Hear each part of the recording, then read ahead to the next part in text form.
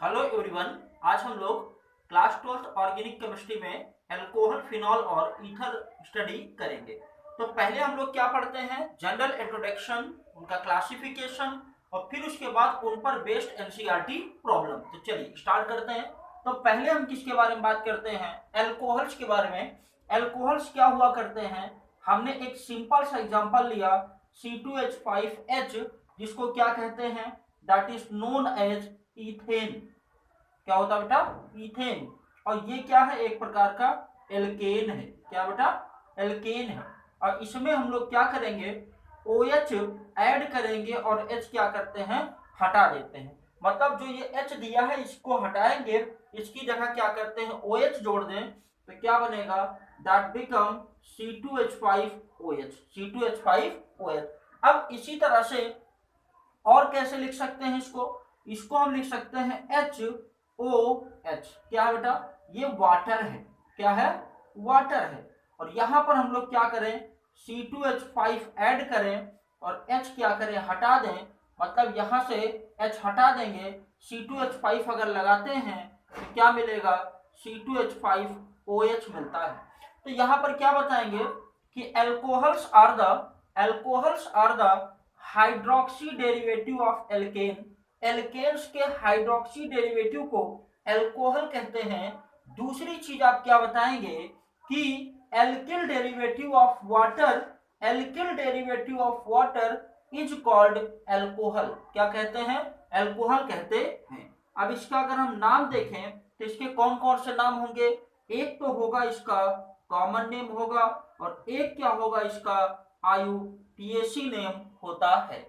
Common name में हम लोग क्या करते हैं, हम लोग स्टेप बाय स्टेप चलते हैं। जैसे पहले आपको क्या दिख रहा है, नंबर ऑफ कार्बन कितने हैं, 2 हैं, तो 2 को हम बोलेंगे एथिल और फिर आगे उसी के टर्म लगा देंगे क्या, अल्कोहल। तो इसका क्या नाम हो जाएगा, इसका नेम हो जाएगा एथिल और ये क्या हो जाएगा बेटा, अल्कोहल हो जाएगा। क्या हो जाएगा, एथिल अल्कोहल। लेकिन IUPAC में हम लोग क्या करते हैं, ये जो नंबर ऑफ कार्बन होते हैं उसको काउंट करते हैं। कितने कार्बन है, 2 कार्बन है। 2 कार्बन के लिए हम लोग क्या यूज करते हैं, इथेन यूज करते हैं। क्या यूज करते हैं, इथेन। इसमें से क्या करेंगे, ई हटाएंगे और OL क्या करते हैं, जोड़ देते हैं। OL जोड़ देते हैं तो इसका नाम हो जाता है क्या, दैट इज इथेनॉल। क्या बोलते हैं, इथेनॉल कहते हैं। अब एक इंपॉर्टेंट बात और समझे आप, वो क्या है, जो अल्कोहल हुआ करते हैं, क्या होते हैं, जो अल्कोहल हुआ करते हैं, इसमें एक अगर आप इसको प्रीफिक्स के फॉर्म में देखेंगे तो यहां पर हम लोग क्या लगाते हैं, हाइड्रोक्सी लगाते हैं। लेकिन अगर सफिक्स देखेंगे, क्या देखेंगे, सफिक्स, तो यहां पर क्या लगाना पड़ेगा, ऑल लगाते हैं। क्या लगाते हैं, ऑल लगाते हैं। तो फिर से थोड़ा सा इसको हम रिकॉल करते हैं। क्या बताएंगे, hydroxy derivative of alkane, alkanes के हाइड्रोक्सी डेरिवेटिव को अल्कोहल कहते हैं, या alkyl derivative of water is called alcohol. क्या बोलते हैं, अल्कोहल। नॉमेनक्लेचर में एक कॉमन है और एक क्या है, IUPAC। कॉमन नेम में क्या करते हैं, एल्किल और प्लस अल्कोहल। एल्किल का मतलब कितने कार्बन, 2 कार्बन, तो एथिल और फिर अल्कोहल। और फिर IUPAC में क्या करते हैं, नंबर ऑफ कार्बन देखें कितने कार्बन हैं, 2 कार्बन हैं, तो क्या होगा, इथेन। और उसमें से क्या करेंगे, ई हटाएंगे, OL क्या करते हैं, जोड़ देते।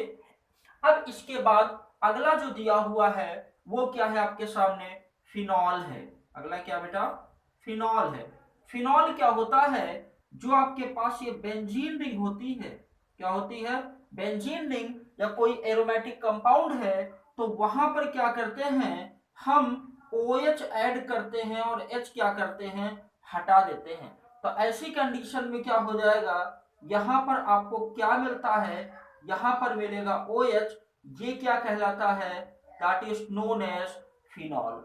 मतलब क्या हुआ, अगर OH बेंजीन रिंग से डायरेक्ट जुड़ा होता है तो वो क्या कहलाता है, दैट इज फिनॉल। क्या कहलाता है, फिनॉल कहलाता है। यहां पर हाइब्रिडाइजेशन जो होता है वो sp2 होता है, लेकिन यहाँ पर जो हाइब्रिडाइजेशन होता है वो आपका sp3 होता है। क्या होता है? sp3। अल्कोहल और फिनॉल में बहुत बड़ा डिफरेंस है, इसको हमें ध्यान रखना है। अल्कोहल फिनॉल्स में और क्या बातें हैं? जो फिनॉल होते हैं they are acidic in nature, not acid, acidic in nature. क्या अंतर है इसमें? मतलब ये ट्रू एसिड नहीं होते, एसिडिक बिहेवियर शो करते हैं। और ये कैसे होते हैं? They are neutral. ये कैसे होते हैं बेटा? न्यूट्रल होते हैं। न्यूट्रल का मतलब ये जो होते हैं पीएच पेपर पर बहुत ज्यादा फर्क नहीं डालते हैं, लेकिन ये एसिडिक होने के कारण क्या करेंगे? कलर में चेंजिंग लाएंगे। कौन? फिनॉल्स लाते हैं। ठीक है। अब इसके बाद क्या फिनॉल की डिफिनीशन देना होगा, तो क्या बताएंगे कि हाइड्रोक्सी डेरिवेटिव ऑफ क्या हो जाएगा? एरेन और aromatic compounds in which OH is directly bonded to benzene nucleus. OH किससे जुड़ा होना चाहिए? बेंजीन न्यूक्लियस से डायरेक्ट जुड़ा होना चाहिए। अब इसके बाद हम बात करते हैं किसकी? ईथर की। अगली कंडीशन क्या है? ईथर की।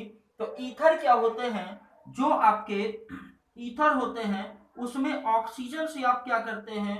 दो एल्किल ग्रुप ऐड कर देते हैं। अगर इस तरह आपको कुछ दिखाई पड़े तो वो क्या है? ईथर है। वो क्या है? ईथर है। अब एक बात और समझें, अगर ऑक्सीजन के दोनों साइड सेम ग्रुप होते हैं तो वो क्या कहलाते हैं? They are called symmetrical ether.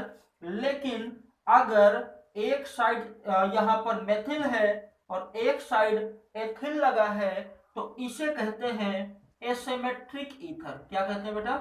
Asymmetric ether कहते हैं। इसके बाद इसके नॉमेनक्लेचर पर बात होगी। ठीक है, क्या करेंगे? नॉमेनक्लेचर। तो नॉमेनक्लेचर यहाँ पर दो चीजें हमें ध्यान रखना है, एक एल्कोहल के बारे में और एक ईथर के बारे में नॉमेनक्लेचर में दिक्कतें आती हैं। यहाँ पर बहुत ज्यादा प्रॉब्लम नहीं होनी है। अब जरा इसका अगर नाम देखें तो इसके कितने नाम होंगे? इसके दो नाम होंगे। पहला नाम क्या होगा? That is common name. दूसरा क्या होगा? That will be the IUPAC name. Common name में क्या होता है? आप ईथर टर्म यूज करते हैं लास्ट में और उसके पहले देखते हैं एथिल, उसके पहले देखते हैं कौन कौन से एल्किल ग्रुप हैं। तो यहाँ पर देखें एक मेथिल इधर है, एक मेथिल इधर है, तो कितने मेथिल हुए? दो मेथिल। तो आप क्या बताएंगे? That is dimethyl ether. क्या बोलेंगे? Die methyl ether. IUPAC में हम लोग क्या करते हैं, इसको हम यहाँ पर दिखाते हैं। IUPAC में आपके पास क्या है? CH3O, CH3 है। तो यहाँ पर करते क्या है, जो छोटा पार्ट होता है, जो छोटा एल्किल ग्रुप होता है उसमें ऑक्सी लगा देते हैं, जैसे मेथॉक्सी, एथॉक्सी, प्रोपॉक्सी। तो यहाँ पर देखते हैं दोनों ग्रुप क्या है? सेम है। तो किसी एक के साथ आप ऑक्सी लगाएंगे तो यहाँ पर इसका क्या हो जाएगा? That will be the methoxy. क्या होगा? मेथॉक्सी। और क्या लिखेंगे? मीथेन लिखते हैं। क्या लिखते हैं? मेथॉक्सी मीथेन लिखते हैं, छोटे पार्ट के साथ ऑक्सी लगाकर। फिर उसके बाद क्या करेंगे? एल्केन आप यूज करेंगे। अब और देखते हैं, ये आपके पास दिया हुआ है एसिमेट्रिक में। यहां पर भी नॉमेनक्लेचर की बात करें तो यहां पर नॉमेनक्लेचर अगर देखें तो कितने नाम होंगे? एक तो होगा कॉमन नेम, ईथर की बात चल रही है। कॉमन नेम में क्या होगा? देखें यहां पर एल्किल ग्रुप देखते हैं और उनको अल्फाबेटिकल ऑर्डर में लगाते हैं। जैसे यहां पर क्या दिया? पहले मेथिल है, फिर क्या है? एथिल है। पहले क्या है? मेथिल है, फिर क्या है? एथिल है। तो ABCD जब पढ़ेंगे तो पहले क्या आएगा? एथिल, फिर क्या आएगा? मेथिल। तो इसका हम क्या लिखेंगे नाम? That will be the ethyl methyl. और क्या होगा? ईथर। क्या होगा? एथिल मेथिल ईथर नाम होता है। अब यहां पर अगर IUPAC देखेंगे, कौन सा नाम? IUPAC name. तब क्या होगा? छोटा पार्ट क्या है? मेथिल है, तो इसके साथ ऑक्सी लगाएंगे तो क्या होगा? मेथॉक्सी। और यहाँ पर क्या करेंगे? एल्केन फिर आगे टर्म यूज करेंगे। तो एल्केन में कितने कार्बन? दो हैं, तो क्या बोलेंगे? Methoxy ethane. क्या बोलेंगे? Methoxy ethane. तो इसका नाम जरा लिखें, क्या नाम हो जाएगा? दैट इज मिथॉक्सी और क्या होगा, मीथेन इसका नाम होता है। ठीक है, इसको नोट करें, फिर आगे हम बात करेंगे क्या, क्लासिफिकेशन पर, फिर एनसीईआरटी प्रॉब्लम पर। ठीक है, चले नोट करें, फिर आगे बात करते हैं। चलिए आगे हम, अगर आपको प्रॉब्लम होता है कोई तो आप वीडियो को दोबारा रिपीट करके देखें, और अगर कोई दिक्कत होता है तो आप बताएंगे। आगे हम क्या करेंगे, क्लासिफिकेशन ऑफ द एल्कोहल पहले पढ़ेंगे कि एल्कोहल को कैसे कैसे क्लासिफाई करते हैं, और फिर इसके बाद उसका नॉमेनक्लेचर करते हैं। तो आगे आगे हम क्या बात करेंगे, क्लासिफिकेशन के बारे में। क्लासिफिकेशन में इसको तीन तरह से क्लासिफाई किया गया है। There are three ways of the classification of the alcohol, just like the alkyl halide, जैसे पिछले चैप्टर में हमने पढ़ा था, उसी तरह से हम लोग करते हैं। तो यहाँ पर क्या होता है, यहाँ पर पहले हम लोग क्या करते हैं, ऑन द बेसिस ऑफ, क्या होगा, नंबर ऑफ हाइड्रोक्सिल ग्रुप, किसके बेस पे, नंबर ऑफ हाइड्रोक्सिल ग्रुप के बेस पे। दूसरा क्या होता है, नेचर ऑफ कार्बन के बेस पे। अगला क्या है, नेचर ऑफ कार्बन के बेस पे। और तीसरा आपका होता है क्या, that is on the base of, क्या हो जाएगा, हाइब्रिडाइजेशन बोलेंगे उसको। ठीक है, तो क्या हो जाएगा, on the basis of hybridization. ठीक है, तो यहां पर on the basis of hydroxyl group अगर हम बात करें, जैसे दिया हुआ है CH3, CH2 और OH। कितने OH दिए हैं, एक, तो इसको क्या बोलेंगे, that will be the monohydric alcohol. क्या होगा, मोनोहाइड्रिक एल्कोहल। मतलब OH कितने हैं, केवल एक है, तो क्या कहलाएगा, मोनोहाइड्रिक। फिर इसके बाद दूसरा जो दिया हुआ है वो क्या है, CH2OH, और फिर क्या है, CH2OH। ये क्या है, डाईहाइड्रोक्सी। इसको और क्या कहते हैं, that is also known as glycol कहते हैं। क्या कहते हैं, ग्लाइकॉल। और ये ग्लाइकॉल जो हम लोग बोलते हैं, यहां पर दो OH ग्रुप एडजेसेंट कार्बन पर होने चाहिए, मतलब अगल बगल होने चाहिए। अब इसका नाम अगर देखें तो क्या क्या नाम होगा, एक तो इसका होगा कॉमन नेम, और एक क्या होगा इसका IUPAC नेम। कॉमन नेम क्या है, that is known as ethylene glycol. क्या बोलते हैं, एथिलीन ग्लाइकॉल। और इसका यूज एंटी फ्रीजेस सब्सटेंस के रूप में करते हैं। मतलब ये हुआ कि जो हिल एरियाज होते हैं, जहां पर हिल एरिया, शिमला हो गया, मनाली हो गया, वहां पर क्या करते हैं, जो कार में जो बॉयलर में पानी भरा जाता है, वो लो टेम्परेचर पे क्या होता है, वो फ्रीज होने का डर रहता है, इसीलिए उसमें एथिलीन ग्लाइकॉल डाल देते हैं। तो जो पानी का फ्रीजिंग पॉइंट है वो 0 से घट के और नीचे आ जाता है। तो ये किस तरह से काम करता है, act as anti freezer substance. अब एथिलीन ग्लाइकॉल, अगला नाम क्या होगा इसका, ये 1, ये हुआ 2, तो इसको क्या कहते हैं, दैट इज इथेन 1,2 डाइऑल। क्या बोलेंगे, इथेन 1,2 डाइऑल। फिर इसके बाद तीसरा हम लोग लेते हैं, वो क्या है, CH2OH। फिर क्या है, CHOH। एट लास्ट क्या है, CH2OH। एट लास्ट क्या, CH2OH। अब इसके कौन कौन से नाम हैं, एक तो है बेटा इसका कॉमन नेम, और एक क्या है इसका IUPAC नेम। दूसरा क्या है, IUPAC नेम। तो अब देखते हैं कॉमन नेम क्या है, इसका क्या है, ग्लिसरॉल बोलते हैं। क्या बोलते हैं, ग्लिसरॉल कहते हैं, या ग्लिसरीन कहते हैं। और IUPAC नेमिंग में हम लोग क्या करते हैं, जरा समझें, ये 1, ये 2, ये क्या हुआ 3। अब क्या बोलेंगे, कितने हुए, 3 कार्बन, तो ये बोलेंगे प्रोपेन 1, 2, 3 ट्राईऑल। क्या बोलेंगे, प्रोपेन 1, 2, 3 ट्राईऑल। अब इसको अगर बॉन्ड लाइन नोटेशन की फॉर्म में दिखाना पड़े, कैसे, बॉन्ड लाइन नोटेशन, तो इसको हम ऐसे लिखते हैं, ये क्या होगा, bond line notation, ethylene glycol. और इसको अगर दिखाना पड़े तब क्या करेंगे, इसको हम दिखाएंगे कैसे, ऐसे आप दिखाएंगे, ये हुआ OH, ये क्या हुआ OH, फिर ये क्या हुआ OH, that is also ethylene glycol. Bond line notation भी आप मेंशन करते रहें, that will be the so better. Nature of carbon के बेस पर अगर हम बात करें तो क्या हो जाएगा, CH3 CH2OH। इसको क्या बोलते हैं, दैट इज प्राइमरी एल्कोहल। क्या बोलेंगे, प्राइमरी एल्कोहल। क्यों, क्योंकि जिस कार्बन से OH जुड़ा हुआ है वो अदर केवल एक ही कार्बन से जुड़ा है। जिस कार्बन से OH जुड़ा है वो अदर केवल एक ही कार्बन से जुड़ा है, तो ये क्या होगा, that will be the primary alcohol. फिर इसके बाद देखते हैं CH3 CH, ये क्या है CH3 और ये क्या हो जाएगा OH। ये क्या कहलाता है, that is known as secondary alcohol. क्या नाम है, सेकेंडरी एल्कोहल। क्यों, क्योंकि जिस कार्बन से OH जुड़ा हुआ है, जिस कार्बन से OH जुड़ा है, ये एक इधर और एक इधर दो साइड से जुड़ा है, तो क्या होगा, that will be the secondary alcohol.